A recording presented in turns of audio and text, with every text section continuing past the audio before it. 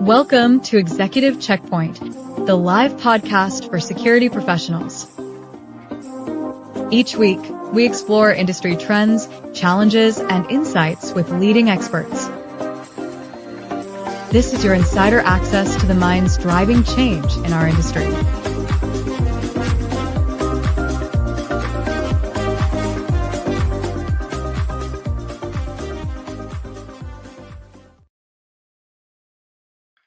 Welcome to Executive Checkpoint, where security professionals gather insights to navigate the ever-evolving world of cyber and physical security. I'm your host, Tino Urbina, and today we have a great guest, Christa Haberstock. She's the founder and president for C Agency. She's also an Amazon bestseller author with her new book, Becoming a Bookable Speaker. We'll touch base on that. You'll enjoy it. Christa is also had an incredible career helping executives, experts, thought leaders uncover their message and truly resonate with building trust, drive action, and bring them to be an excellent voice in their industry. Today, she's going to share with us her journey and help security leaders communicate with impact in an industry where the right message makes an incredible difference. So, Christa, thank you so much for joining us. Christa and I go a long way. We're just catching up. I won't go how many years, but great to see you. A lot of years. A lot of years. And Yeah. you know what? I know you well, but I think the audience would like to know a little more about you and your history. So Sure. how do you get started in an industry where you're helping experts and thought leaders and executives deliver a good message? I came out to America in That's right. 1997. That's right. I am. I'm Canadian. In fact, Tino, coming up early January, will be the day when it's I've spent half my life in Canada and half my life in Texas, which is crazy. So That's right. Yep. So that would be my official dual citizenship day, I would say. But I was an elementary music teacher in Canada. I came to the States in 1997 with zero understanding of the cultural nuances of the States, which there are. You know, you would think Canada and the States are very similar, but you would know, with Mexico and the States, it's different. Absolutely. It's just cultural nuances. And no understanding, really, just a very basic rudimentary understanding of like American icons, American political figures, American sports figures, all that. And that was the industry I found myself in. I was booking and selling those people as speakers and appearances for corporate events. So, and I never had a sales job outside of, retail. So it was really an uphill battle. And I kind of had to scrap my way through it and learn how to do it in my own way, which was really a blessing because it developed all sorts of, it's developed my skill set in my unique way. And I did well. I ended up really leaning on repackaging, rebranding, reconfiguring the talent profiles to make it what I call bookable and to make it appealing to the buyer. And so that's what I do. I work with executives and I work with anybody, really.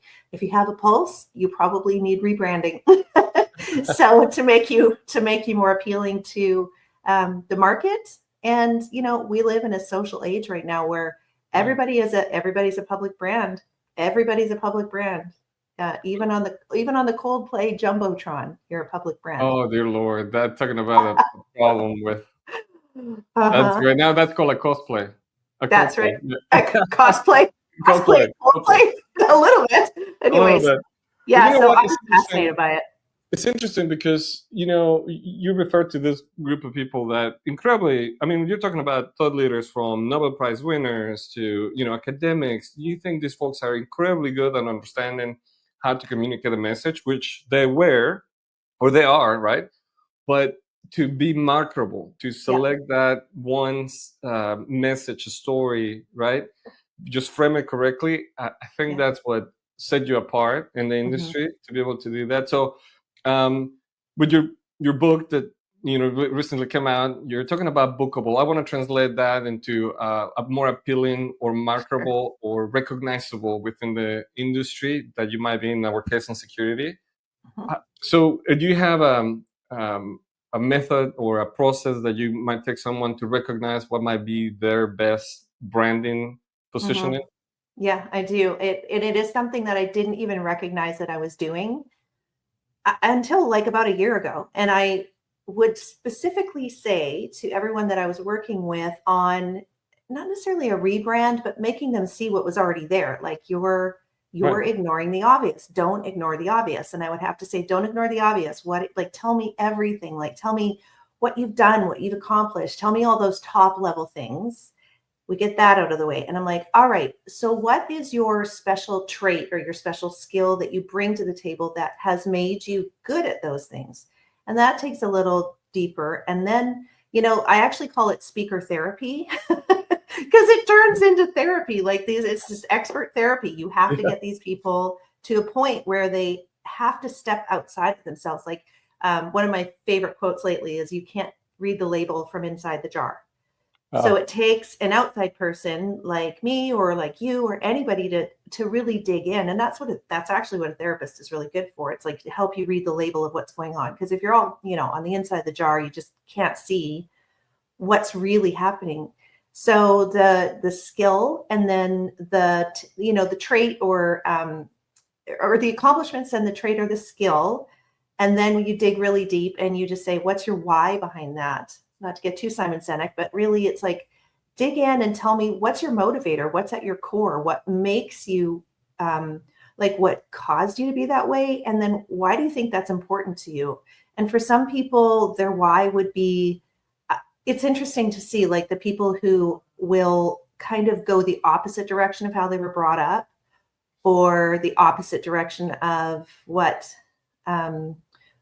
where they lived, or what I'm saying, like the nature versus nurture. And then some people that are just straight on, well, I was the second child in a family of 6. And, the oldest brother was always the lead singer, because this guy that I interviewed was a musician. And he's like, and I'm the drummer in the family. And the drummer is the one who keeps everything together in the band. And I'm like, there it is. Yeah. So once you identify those things, then you get on to what's the lasting impact of this? It could be with your organization. It could be with your children. It could be your legacy, or it just could be what's the impact that you want to leave behind. And even if you top line that with people on your team, it's very powerful to say, what's your driver on this? And if someone's misaligned, I mean, everybody knows this. If someone is misaligned with their passion and purpose, they're not going to do their best work because they're not going to be fulfilled. So to allow people to align with their passion and purpose, that's really theirs. They don't have to align with a corporate mission. It'd be nice if they did, but what they have to align with to do their best work and really elevate other people on their team is to align with their own passion and purpose. And that to me is the work that I do with the Obvious Advantage. You know what, to me, if you do that, essentially you are kind of reaching to the bigger mission, right? So you should align with the corporate, if you work for a good company. Right. And there will be probably opportunities to release them for growth. Let's say it that way. Because maybe they're pulling, maybe they're not fulfilling themselves, so they're probably pulling the whole business down. And those are important identifiers as well. Painful but important. Right. Those key conversations. Now, in security, for example, credibility is everything, right? How can from your point of view, how can leaders refine their message that it will help them be, informed, but also inspire trust and confidence? Is there a recommendation you give to your clients, to your speakers? Well, I tell my speakers that I work with, and any of the executives and experts, I just say, now is no time to be humble on this call with me. Let's really get to the things that you are best at. And the ones that scare me are the ones that are too quick to tell me all the stuff they're good at. Because I go, okay, so let's just back off from this just a little bit. But generally, people are pretty good.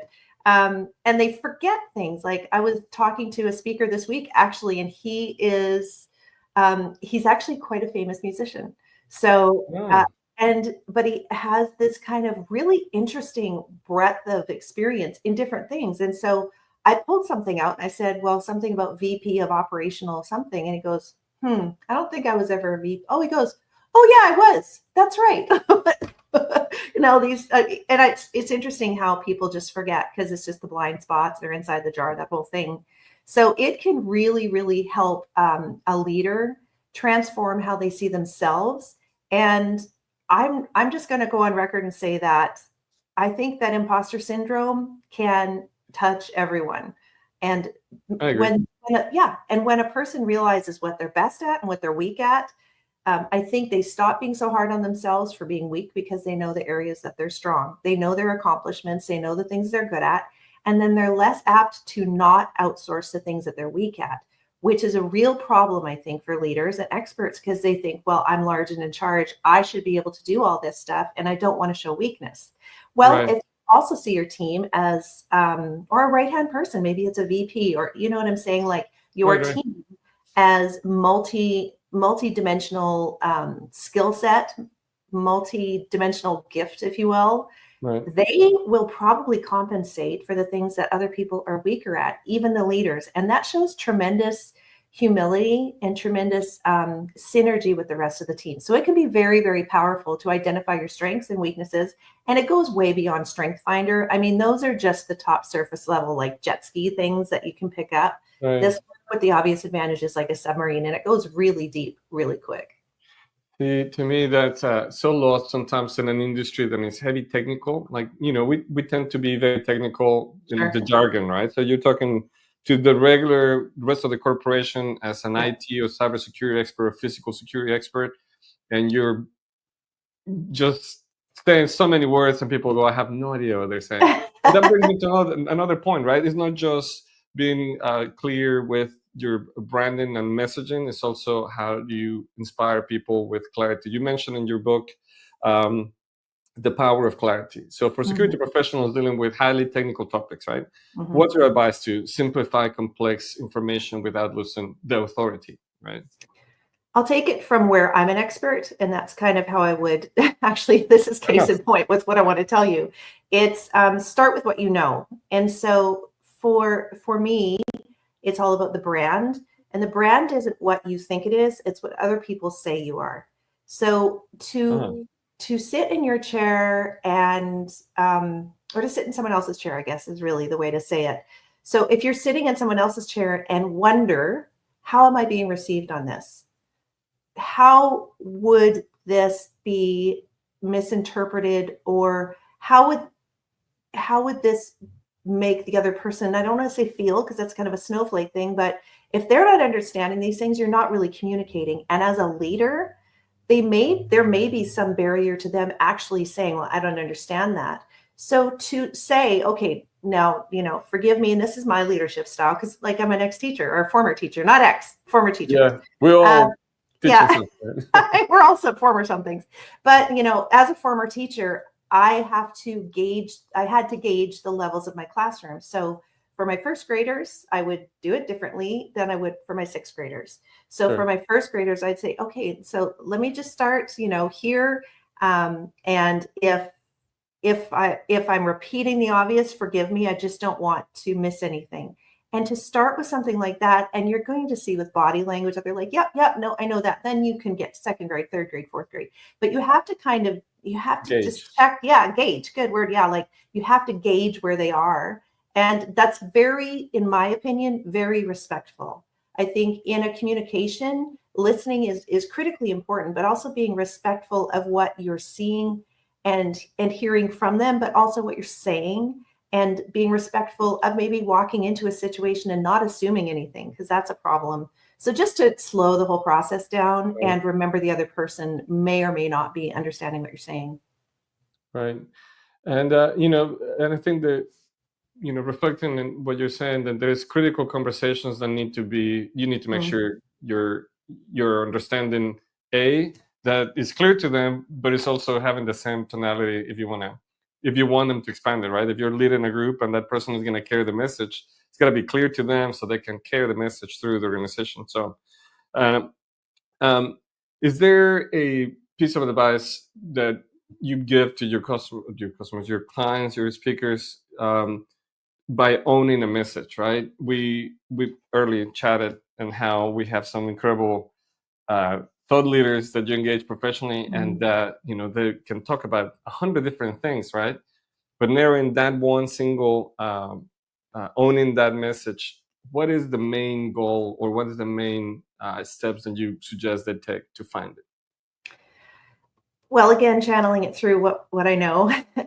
When I work with clients to book a speaker, there are different audiences, and not all speakers are good for the same audience, but there are speakers who can be good for multiple audiences in different ways. And so one of the main key things for our speakers, and you know this, Tino, that customizing is key. So and it doesn't have to mean rewriting a whole presentation or a story or anything for a certain audience, but it's, again, knowing who you're talking to. So if you're speaking to the National Association of pipe fitters, that's a different audience than security, right? So those two audiences would hear the same information, need the same information, but receive it possibly in a different way because of their life experience, what part of the country they're in. So for leaders who need to communicate something to a group, the onus is on the leader, just as it is on a professional speaker. The onus is on the leader to know who they're speaking to and how it will be received. It's a very simple thing to look at. We're working with with the generations. Like, there's 5 generations in the workforce right now. I actually spoke to a room a month ago, 2 months ago in Chicago. There were 5 different generations in the room, everyone from groundskeepers up to executive level. And I think, Tino, 2 of them didn't speak English. And I'm not even kidding. I went to the back of the room and I'm like, how are they engaged? Like, I'm pretty sure that they sat together kind of over to the side. But you know, also just to passing that information or having talking points in executive summits or meetings, and that's a great point. It's like, where are they from? What's their, life experience? Economics also going to play a role. So can't assume that because you have a good message is going to be accepted or understood in a given way. So wow. Isn't it just basic, like, relationships though? And it is basic communication, in my opinion. Like, I would talk to different people different ways. We all need to talk to different people different ways, remaining totally authentic, of course. You don't want to be a chameleon and put on someone else's, I call them action figures. It's kind of like, I'm not going to be the action figure version of myself. I'm always going to be myself. But if I'm talking to church ladies, it's going to be different than talking to the happy hour crowd, probably a little bit, maybe a little bit. Oh yeah. Well, and I'm curious, referencing to your previous live working with the speakers, what's the most memorable moment working with one of your speakers, if you wanna share? What would be one that you go, you know what, that was one that for the books? Well, my brain immediately snapped to, and you're going to get this whole thing. Okay. I have no problem speaking in front of a crowd. No problem. Like, I don't get nervous. It's just, I enjoy it.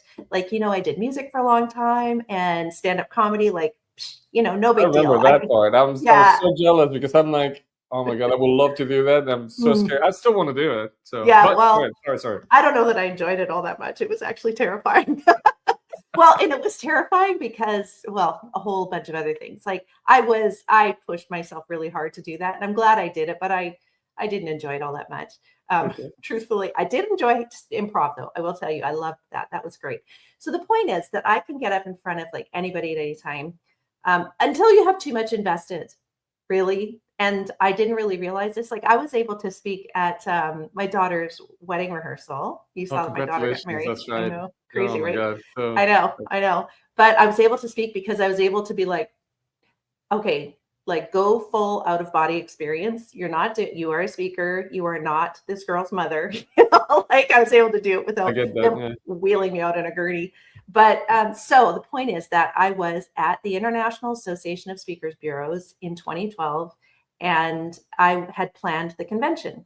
So just think about, like, the investment. So I started C Agency in 2009. 2012, I was asked to plan the convention, which is super fast. Like, it's kind of like, oh, would you like to be in charge of this? It's like, and you don't say no, but at the same time, I was going, okay, well, and then I had a rising star at that point, Doc Henley, 2009 CNN hero, founder of Wine to Water. He's a clean water crusader. Great guy. Great we'll put guy. a link to his deal. We love him. That's a great guy. Please do. Yeah. Incredible dude. So his mission had quickly become my mission to bring, awareness to everybody about the water crisis and bring clean water and sanitation to the world. So Christa is very invested in Doc Henley, and he's about to speak and have his like total breakthrough moment in front of all of my peers. I had planned the convention. Oh my God, Tino, I stood up on that stage and I saw like these legendary bureau owners and agents, all with the power to transform Doc's career, right? And my new fledgling company. And I stood up and I said, I was like, and I said, clean water, my introduction for Doc, clean water kills more children than everything combined.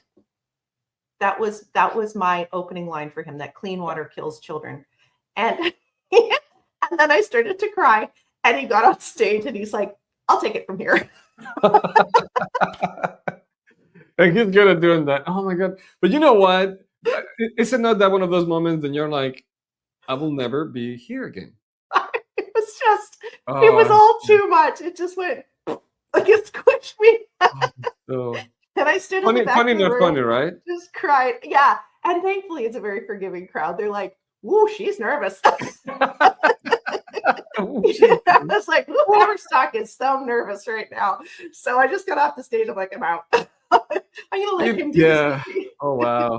Yeah, I know. So there you go. That's actually the first thing that popped to my mind, and that's a good one.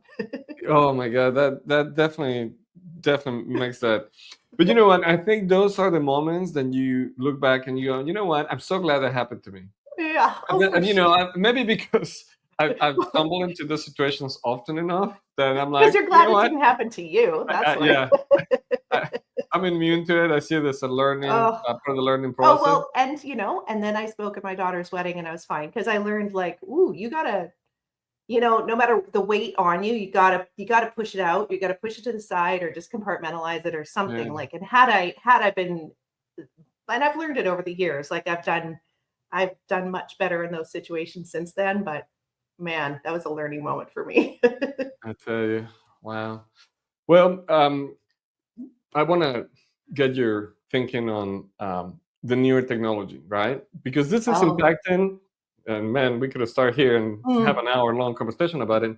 But technology has impacted the, you know, speaking industry and many industries. But I want to focus on the message that is put out, especially now that you have access to AI and easy access to content. And what's your view of the future? Understanding that this is a now thing, it's not a future thing. No, it's a now thing. Yeah. You know, I think so. One of my other speakers that you probably know, Byron Reese, he's an AI expert, a tech. He's actually an optimistic futurist, which is why he's been on my roster for 12, 13 years. I love him. He's one of the smartest people I've ever met. So Byron, when he first came onto my roster, he was an on the list, optimistic futurist, tech expert, serial entrepreneur, artificial intelligence, and robotics. And I buried that AI at the end of his stuff because I'm like, I don't know what that is. That's never going to happen. I know. I was like, oh, it sounds too techy. Like I dumped it all the way at the end of his byline. Oh, it's right at the front now. Let me tell you, because it took over. So I had lunch with him after a presentation a couple months ago, about a month ago maybe. And I asked him, I said, like, what is your take on all of this? Like for me, it came out of kind of nowhere. I think for a lot of us who aren't tech aware, read Wired magazine, all that stuff. Like, I kind of saw it brimming, but I wasn't, you know, I heard about it, and because of Byron, I knew about it, but I wasn't fully, like, it wasn't the drinking from a fire hose like it is now. So I asked him, I said, what do you think of the capabilities of like ChatGPT and Perplexity, like the stuff it could do? And he paused for a long time, and he said that, you know, he told me he's a member of all sorts of like the top level thinkers on artificial intelligence. And he gave me like the whole rundown of who it was. And he said, none of us saw this coming. We had no idea how big this was going to be and how fast it was going to move and how much it was going to be able to do. That was the one thing he was surprised at. So I think for it to take us by surprise, that actually made me feel better, because I'm like, oh my God, is this a whole new age, you know, that we're in, like information age, now the AI age? In the speaking industry, and I think for anybody who communicates, which is spoiler, everybody, I think that paying attention to it is really good. But I'm just going to tell you, and maybe this is the Pollyanna, the rose-colored glasses in me, but everybody can spot a fake. Right. If you're paying attention, you can spot a fake, especially if your radar's on. Now, some of these, like, it's, I get worried about like our parents, because they're not going to know what's real and what's not. Right. Like, the spam calls and the really dark sides of it. That's going to come with any kind of technological advancement. There's going to be dark sides of it, but for the most part, I think it's thrilling, and it has sped up my work. If you're paying attention and you're not scared of it, and you're able to embrace it with your eyes wide open and paying attention to how it can speed you up and automate the parts of your work that should be automated, not the writing parts, I think it's really powerful. I use it all the time, and I'm a good writer. Like, I'm actually working on my second book. I love to write, but I use it all the time as like to get my brain going, and then I let my brain take it. Right. So it's just a propeller. That's what I think. Yeah. You know what? I heard someone said not too long ago, I'm trying to think who to be specific, but because there's so much AI used by so many people, the people that actually craft a message and write it is going to be really clear what's AI, and people are going to be drawn to the individual, to the real person. It's like, how cool. Right? To me, it's like, and you know this, you hear content and it sounds cliche. Yeah. If it sounds cliche, it's probably, mistaken from something else. It's probably a robot. Right. And so it I think is gonna give opportunity to true thought leaders, people that want to have a positive impact, to separate themselves from the AI and be even more accepted now. Than they can say, I can actually communicate and write this clearly. So, but I was interested because you have a lot of your speakers and professional and customer and clients that are thinking, I just put it on ChatGPT and I get a.